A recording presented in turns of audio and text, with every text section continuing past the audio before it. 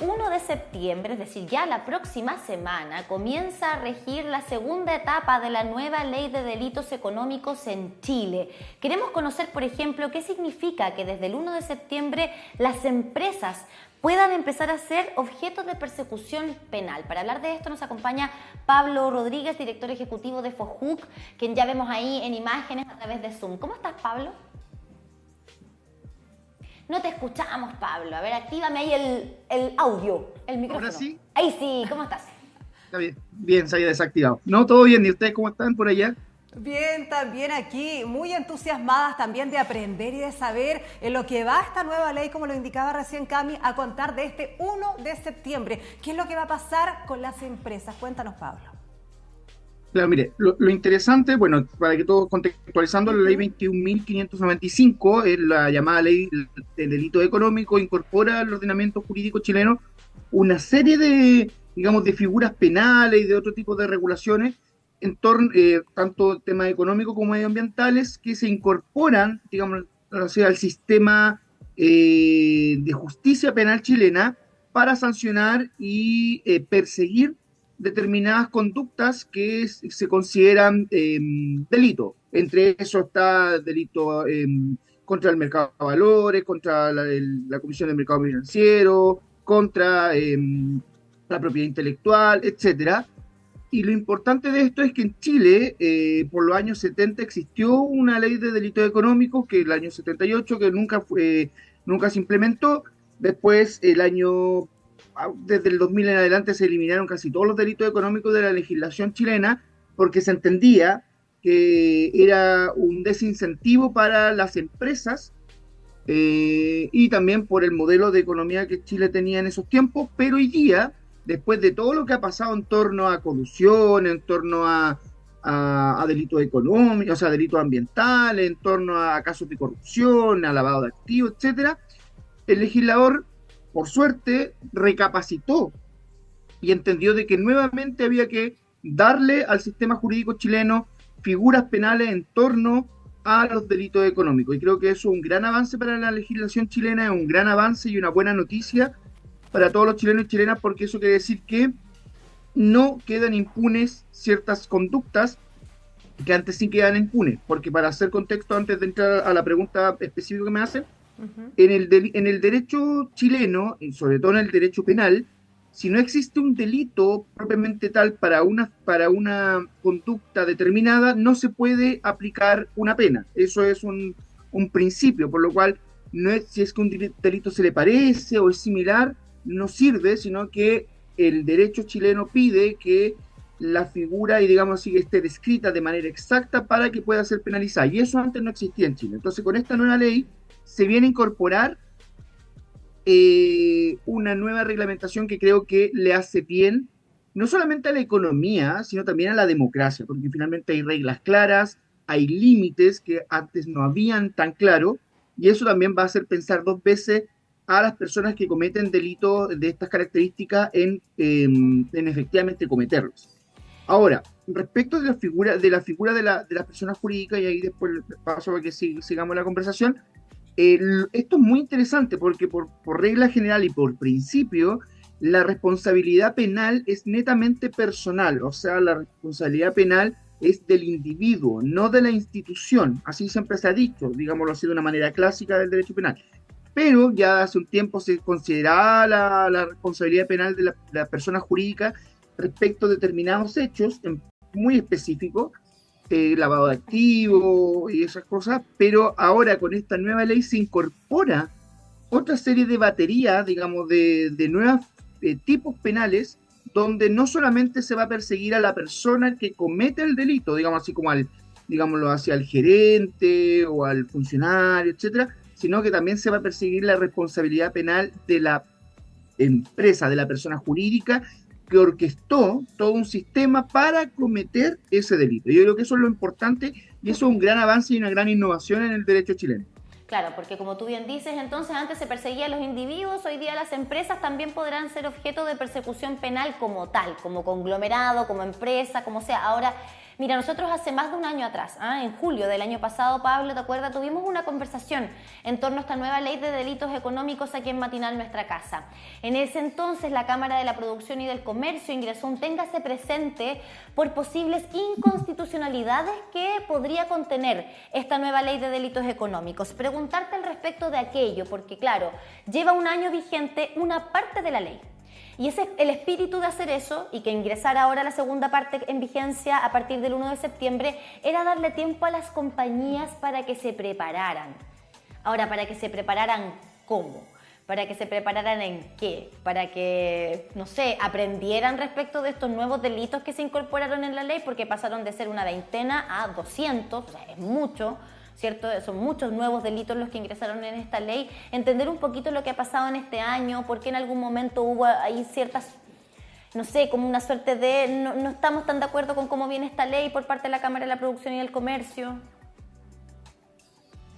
Mire, yo creo que efectivamente la Cámara del Comercio, desde nuestro criterio, no tenía, como digamos, no era, para nosotros no correspondía lo que ellos decían respecto que había vicios de inconstitucionalidad, y así lo, digamos, de cierta manera el Tribunal Constitucional lo sentenció diciendo que no existían vicios de inconstitucionalidad en la nueva normativa.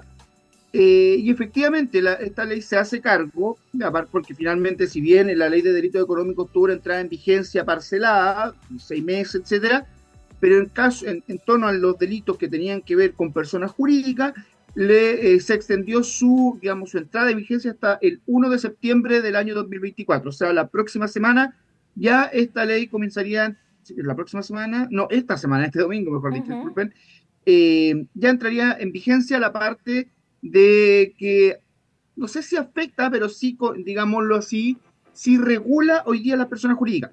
Y ahora, ¿cuál es el tema de las personas jurídicas y posiblemente por qué esta ley viene a ser una innovación jurídica? Porque por regla general, las empresas, las organizaciones, las instituciones digamos que son fundadas no por el Estado, sino no de derecho público, sino de derecho privado, gozan de la libertad constitucional de los cuerpos intermedios, de constituirse, de la libertad económica, etcétera, y están protegidas por principios constitucionales.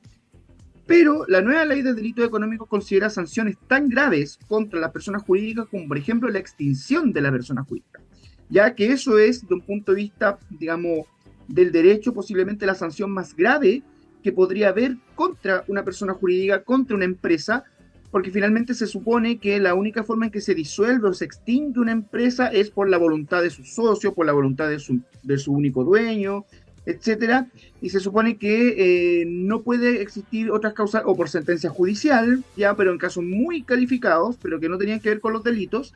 Pero en este caso se establece que, por ejemplo, el Tribunal Oral lo Penal podría determinar la extinción de la persona jurídica, podría determinar, por ejemplo, que esta empresa no pueda contratar con el Estado nunca más ningún tipo de servicio, pérdida de beneficios fiscales, por ejemplo, el crédito fiscal y otro tipo, las exenciones tributarias, etcétera.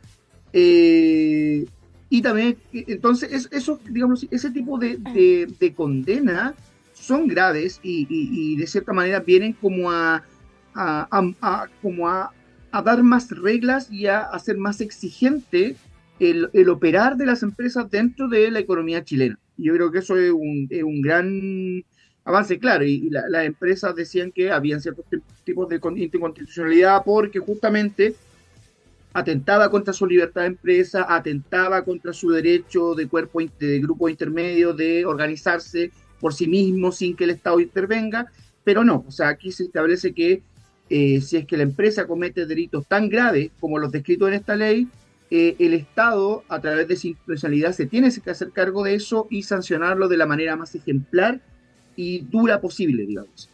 Y esa manera ejemplar y dura, yo estaba leyendo que podría deberse también a una penal incluso.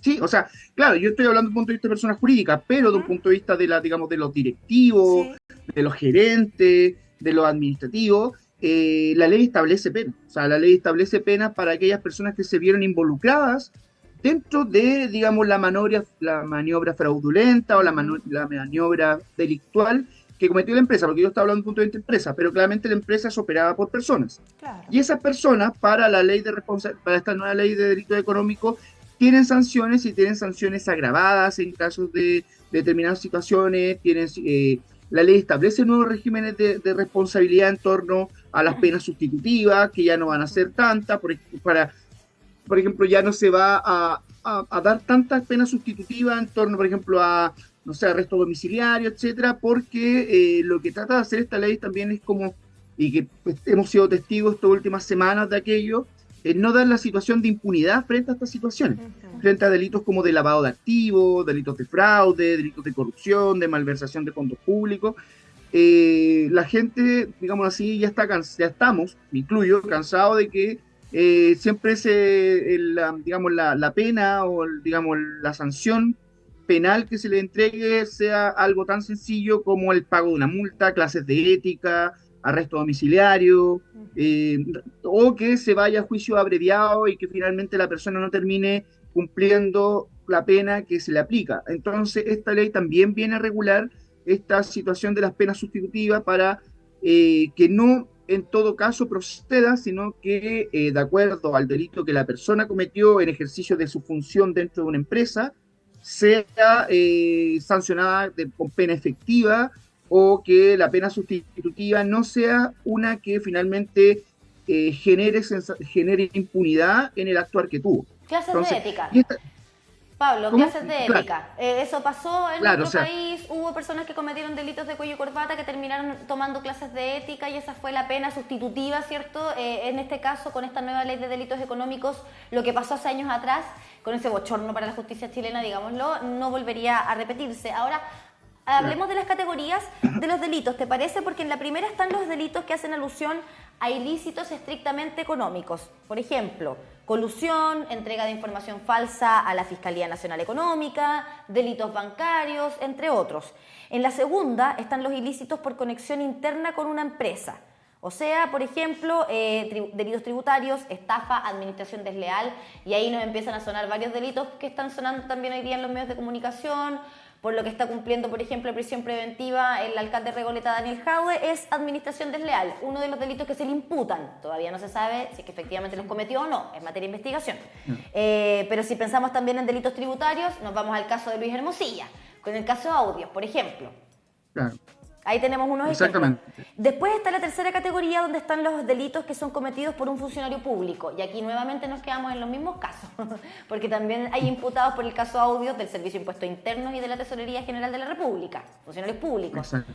También hay un cuestionamiento, no olvidemos, a Sergio Muñoz, el entonces director de la Policía de Investigaciones, ¿verdad?, por su vínculo también con Luis Hermosilla en otros casos. En fin, luego nos vamos a la cuarta categoría de los delitos que contempla esta ley, ¿cierto? Que serían aquellos de lavado de activos y receptación, ¿cierto? Cuando hay como base algún delito considerado económico. Y aquí también nos vamos a Luis Hermosilla, que también está siendo imputado por lavado de activos.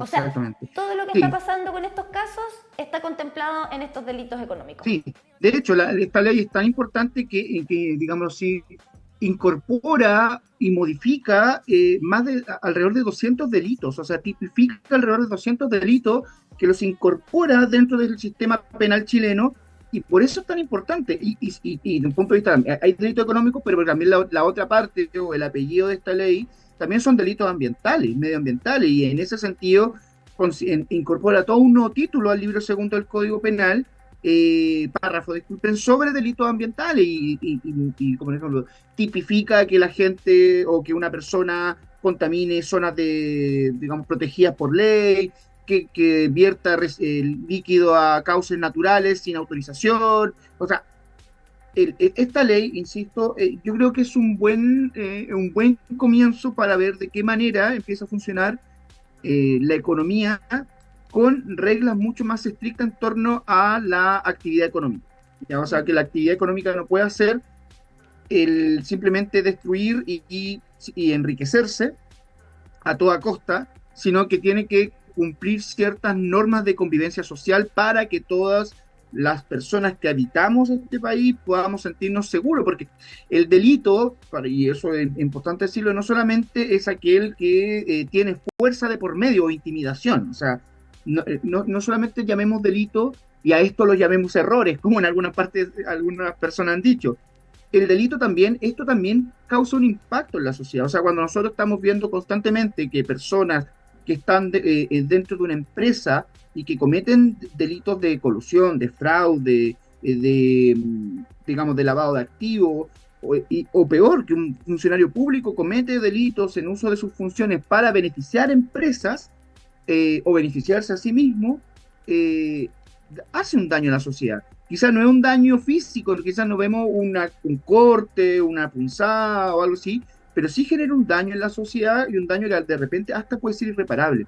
Entonces creo que esta ley de delito económico justamente se viene a hacer cargo de eso, a que no nos sintamos más en la indefensión frente a empresarios inescrupulosos que por querer generar más, digamos, más riqueza, utilizan figuras delictuales que dañan a la sociedad.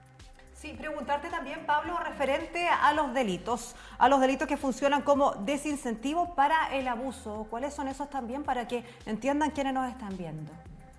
Bueno, los delitos que operan para desincentivo al abuso también eso es una intromisión, digamos así, dentro de la empresa, y que justamente la justicia puede como determinar de que la empresa adopte ciertas medidas para justamente que no se generen más hechos delictuales. De hecho, la misma ley establece todo un sistema de delación compensada, no solamente a nivel de, digamos, ilícitos como la colusión, que eso está regulado en el decreto de ley 211, sino que también respecto a que los mismos funcionarios puedan dar a conocer digamos, a la fiscalía, a la justicia, que se están cometiendo delitos al interior de la empresa para que sean investigados. O sea, sí, en ese sentido convierte a los trabajadores y a las trabajadoras no solamente digamos, en lo que son trabajadores y trabajadoras de una empresa, sino también en fiscalizadores y fiscalizadoras. Yo creo que es un tema súper interesante de cómo los trabajadores y trabajadoras que, por ejemplo, pasan frente a ellos una serie de documentos, de ejercicios contables, etcétera, y identifican que existe alguna irregularidad que puede ser constitutiva de delito, ellos hoy día pueden, por ejemplo, y tienen el deber posiblemente de entregar estos antecedentes a la fiscalía o a quien corresponda para que se inicie una investigación penal. Ese punto, Pablo, es súper interesante porque además, por ejemplo, en algunas empresas podrían cometerse abusos como falsear las rentas de sus colaboradores, por ejemplo, para pagar menos cotizaciones previsionales, por ejemplo. Y eso evidentemente afecta directamente a trabajadores y trabajadoras, ¿verdad? Que están viendo cómo sus empleadores, las empresas, están falseando la renta que ellos realmente perciben para ellos tener el beneficio de pagar menos previsión. Pero en el fondo es obviamente una conducta abusiva. Hay otras, por ejemplo, que tienen que ver con el pago de una remuneración excesivamente baja también cuando se ocurren este tipo de cosas. No se está cumpliendo con el sueldo mínimo, por ejemplo. Son conductas abusivas que podrían tener algunas empresas y que hoy día están contempladas también dentro de esta ley, y por eso es tan importante esta suerte de cambio de paradigma del que se habla también en la justicia chilena con esta nueva ley de delitos económicos, Pablo. Yo creo que ese análisis que hacen también desde el mundo académico, desde el mundo político, ¿por qué no desde el mundo empresarial también?